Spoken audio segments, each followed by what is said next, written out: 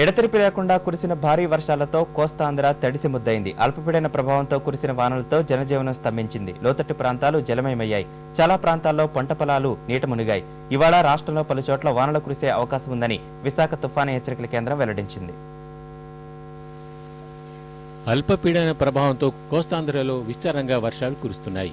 తూర్పుగోదావరి నుంచి ప్రకాశం జిల్లా వరకు పలు ప్రాంతాల్లో భారీ వర్షాలు పడ్డాయి. పశ్చిమ గోదావరి జిల్లాలో లోతట్టు ప్రాంతాలు జలమయమయ్యాయి. ఏలూరు, భీమవరం, తాడేపల్లిగూడెం, జంగారెడ్డిగూడెంలో పంట కాలువలు, వాగులు పొంగి ప్రవహిస్తున్నాయి. ఉంగుటూరు మండలం చేబ్రోలు వద్ద ఈదురు గాలువలకు విద్యుత్ తీగలు తెగిపడి ఓ బాలుడు మృతి చెందాడు. దెందులూరు, పెదపాడు మండలాల్లో మొత్తం 4000 ఎకరాల్లో వరి పొలాలు నీట మునిగాయి.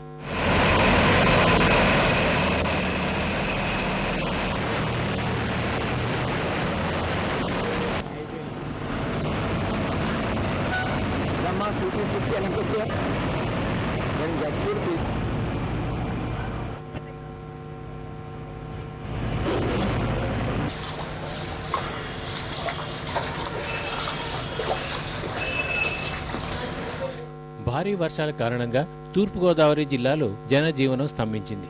సుమారు 5000 ఎకరాల్లో పంటలు నీట మునిగాయి.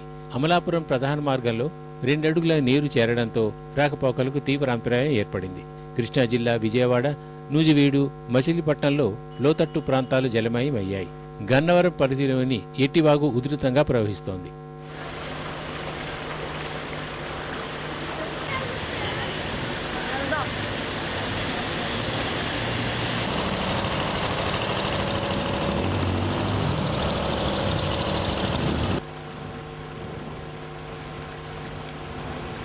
ప్రకాశం జిల్లాను వానలు ముంచెత్తుతున్నాయి.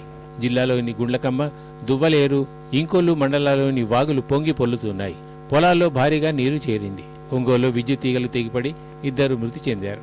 విజయనగరం జిల్లాలోని 34 మండలాల్లో 20.6 సెంటీమీటర్ల వర్షం కురిసింది.